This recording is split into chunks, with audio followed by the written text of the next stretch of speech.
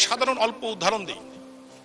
1000 megawatt বিদ্যুৎ উৎপন্ন করতে, জেনারেশন করতে বা তার প্রতিষ্ঠান তৈরি করতে প্রায় $1.2 বিলিয়ন লাগে, 12,000 কোটি টাকা লাগে।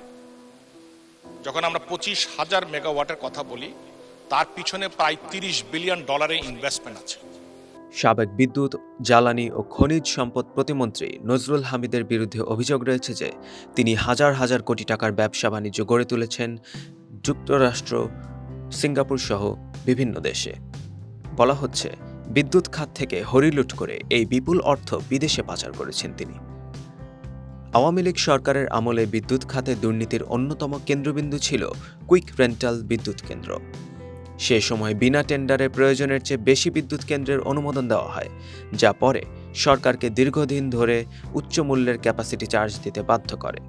এ থেকে বিপুল পরিমাণ অর্থ লাভ করে নজরুল হামিদ ও জ্বালানি উপদেষ্টা তৌফিক-ই-ইলাহী সহ সংশ্লিষ্ট ব্যক্তিরা।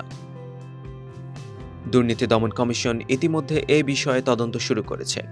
অনুসন্ধানে উঠে এসেছে বিদেশে বিপুল অর্থ পাচার এবং সেই অর্থ দিয়ে বিলাসবহুল গাড়ি ও অন্যান্য সম্পদ কেনার প্রমাণ।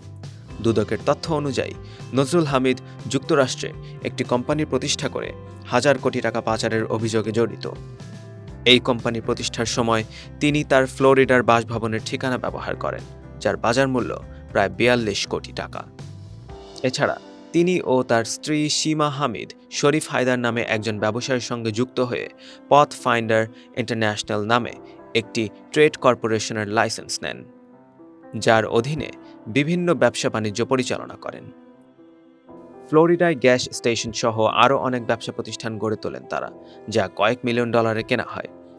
শরীফ হায়দারের মাধ্যমে বিপুল পরিমাণ অর্থ যুক্তরাষ্ট্রে পাচার করেছেন বলে অভিযোগ রয়েছে। বিদ্যুৎ খাতের সিন্ডিকেটের নেতৃত্বে ছিলেন নজরুল হামিদ। প্রধানমন্ত্রী কার্যালয়ে বসে বিদ্যুৎ খাতের শীর্ষ কর্মকর্তাদের সহায়তায় একের পর এক রেন্টাল ও কুইক রেন্টাল প্রকল্প হাতে নেওয়া হয়। এসব প্রকল্পের মাধ্যমে সরকারের ঘনিষ্ঠ ব্যবসায়ীদের বিনা টেন্ডারে সুবিধা পাইয়ে দেওয়া হয়।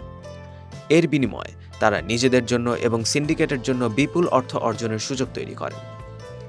বিদ্যুৎ ও জ্বালানি মন্ত্রণালয়ের তৎকালীন সচিব আহমদ কাউসের অধীনে বিদ্যুৎ খাতের উন্নয়ন প্রকল্পগুলোর অনুমোদন মন্ত্রণালয়ের মাধ্যমে করানো হতো। সেই সময় তার রুমেই চলত কমিশন বাণিজ্য। পিডিবির সাবেক চেয়ারম্যান খালেদ মাহমুদ মাসিক ভিত্তিতে নজরুল হামিদের জন্য বিপুল পরিমাণ অর্থ আদায়ের দায়িত্বে ছিলেন।